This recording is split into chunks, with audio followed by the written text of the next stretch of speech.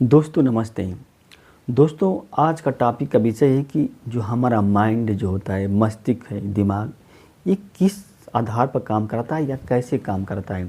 देखिए हमारे शरीर में 5 ज्ञानेंद्रियां हैं, जैसे आँख है, कान है, नाक है, जीवा है और त्वचा है। और इन ज्ञानेंद्रियों का काम जो होता है अलग अलग होता है। इसे जीभ का जो काम होता है वो क्या, स्वाद को टेस्ट करना, स्वाद बताना।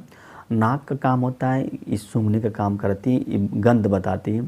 आँख आँख जो होती है देखने का काम करती है। और कान जो होता है वो सुनने का काम करता है। और जो त्वचा जो होता है वो क्या है, गर्म और सर्द की मतलब जानकारी देता है। तो अब हमारा दिमाग जो होता है भारतीय दर्शन में इसको भी ज्ञानेंद्रिय माना गया है। लेकिन जो वेस्टर्न दर्शन है उसमें दिमाग को क्या है, एक आर्गन के रूप में माना गया है। यानी ज्ञानेंद्रिय जैसे मतलब हर एक आर्गन के अलग अलग काम है, उसी तरह से दिमाग के भी क्या है, एक अलग काम है। दिमाग का मुख्य काम जो होता है वो विश्लेषण करता है। और ये किसका विश्लेषण करता है, संवेदनाओं का विश्लेषण करता है। और ये संवेदनाएं हमारे माइंड तक कैसे पहुंचती हैं, यानी इसी ज्ञानेंद्रियों के माध्यम से जो संवेदनाएं हैं वो हमारे माइंड तक पहुंचती हैं। यानी कि जो ज्ञानेंद्रियां जो होती हैं वो हमारे दिमाग के लिए क्या, गेट का काम करती हैं, द्वार का काम करती हैं।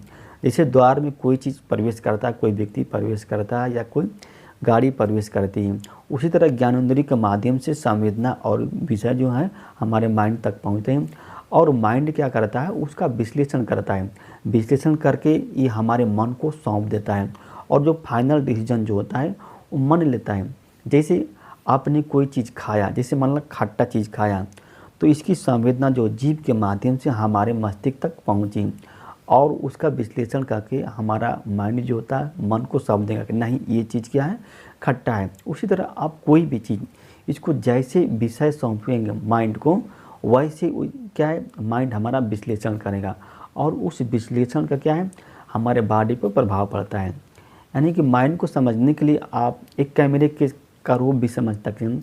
जैसे कैमरा है, अगर आप कैमरे के सामने जैसी तस्वीर लाएंगे, उसी तरह क्या है, कैमरा क्या उस तस्वीर का क्या है, चित्र बनाएगा। जैसे मतलब तस्वीर लें उसे चित्र बनाएगा।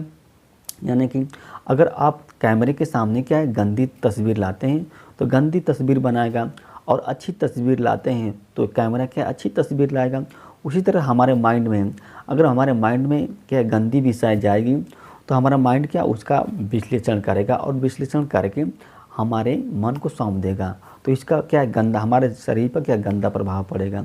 उसी तरह से अगर हमारे माइंड को, यानी कि अगर अच्छा विषय सौंपेंगे हमारे माइंड को, तो हमारा माइंड क्या उसका विश्लेषण करके हमारे मन को सौंपेगा और उसका प्रभाव हमारे शरीर पर अच्छा पड़ेगा। यानी कि माइंड को समझने के लिए, जैसे अगर आपका कोई दोस्त है कहता है कि चलो यार चलते हैं आज दिल्ली घूमने चलते हैं, तो माइंड क्या करती है, इसकी संवेदना जो होती है कान के माध्यम से हमारे माइंड तक पहुंचती है। और माइंड उसका विश्लेषण करता है कि नहीं हमें दिल्ली जाना चाहिए कि नहीं जाना चाहिए। और विश्लेषण करके हमारे माइंड के सामने सौंप देता है क्या इसके पॉजिटिव है क्या नेगेटिव है। तो हम फाइनली डिसीजन जो होता है मन लेता है। जैसे अगर आपको क्या कोई रोग पकड़ लिया है और कोई चीज़ क्या आपको मना है, डॉक्टर मना किया है कि नहीं आपको ये चीज़ नहीं खानी है, और क्या करते हैं आपने देखा और आपके अंदर क्या उसके खाने की इच्छा जागृत हो गई, यानी कि तो आपको क्या, जैसे जलेबी खा लिया आपने, तो जलेबी देखा उसकी संवेदना हमारे माइंड तक गई और हमारा माइंड उसका विश्लेषण कर दिया कि नहीं जलेबी खाएंगे तो आपके बॉडी पर बुरा इफेक्ट आएगा, नहीं खाएंगे तो आपके बॉडी पर क्या पॉजिटिव इफेक्ट आएगा।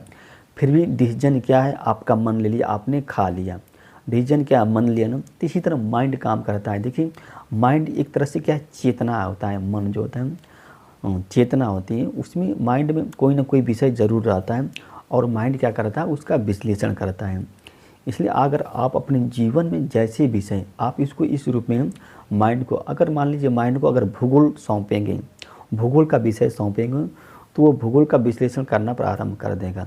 अगर मान लीजिए इतिहास सौंपेंगे हमारे माइंड को तो इतिहास का विश्लेषण करना प्रारंभ कर देंगे। यानी कि जो भी अगर मैथ सौंपते हैं तो मैथ का विश्लेषण करना प्रारंभ कर दें। इसका मुख्य काम ही विश्लेषण करना। और किनका विश्लेषण करता है, इस संवेदनाओं का विश्लेषण करता है और विषय का विश्लेषण। और जो हमारे ज्ञानेंद्रियाँ जो होती हैं इन विषयों को क्या होती है, गेट, इसी ज्ञानेंद्रियों के माध्यम से क्या पाए। इसलिए कहा गया कि जो व्यक्ति अंधा होता है वो किसी तस्वीर का क्या अच्छा से विश्लेषण नहीं कर पाता है, क्योंकि उसके जो एक ज्ञानेंद्रिय जो होती है, जो उसका माइंड का एक गेट जो होता है वो क्या होता है, बंद हो गया होता है। एक गेट होता ही नहीं है जो व्यक्ति अंधा होता है।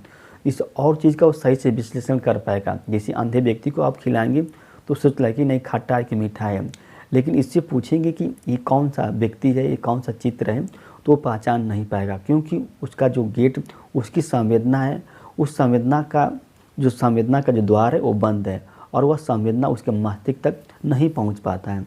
तो इसीलिए अगर अगर आप अपने जीवन में कुछ करना चाहते हैं तो अपने माइंड को क्या है, अच्छा विषय सौंपने का प्रयास करें। जब अच्छा विषय सौंपेंगे तो आपका माइंड क्या है, उसका विश्लेषण करेगा और बॉडी क्या उससे प्रभावित होगी। दोस्तों नमस्ते।